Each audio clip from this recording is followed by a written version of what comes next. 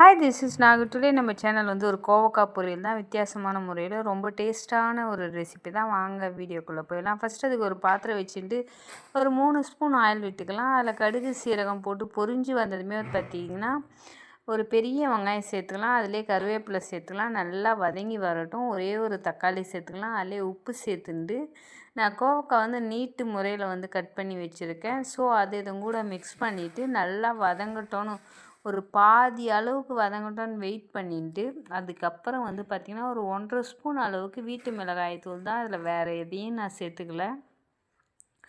சேர்த்துட்டு ஒரு 2 நிமிஷம் போல் விட்டுடலாம். அந்த மிளகாத்தூள் வந்து இது நல்லா இந்த கோவக்காயில் வந்து நல்லா கலந்து வரட்டும். அதுக்கப்புறம் ஒரு அரை கிளாஸ் அளவு தண்ணி விட்டுட்டு அது சுண்டுற வரைக்கும் வெயிட் பண்ணால் நமக்கு கோவக்காய் பொரியல் வந்து ரெடி ஆகிடும். அதுக்கப்புறம் வந்து பார்த்திங்கன்னா நான் வந்து கொஞ்சோண்டு கடல, அதில் வந்து ஒரு 4 பல்லு பூண்டு, ஒரு காஞ்ச மிளகாய் சேர்த்து அரைச்சி வச்சுருக்கேன். அதை ஃபைனலாக இதுங்க கூட மிக்ஸ் பண்ணிவிட்டு சாப்பிட்டு பாருங்கள். பசங்க கூட வேணான்னு சொல்ல மாட்டாங்க. ரொம்ப சூப்பராக இருக்கும்.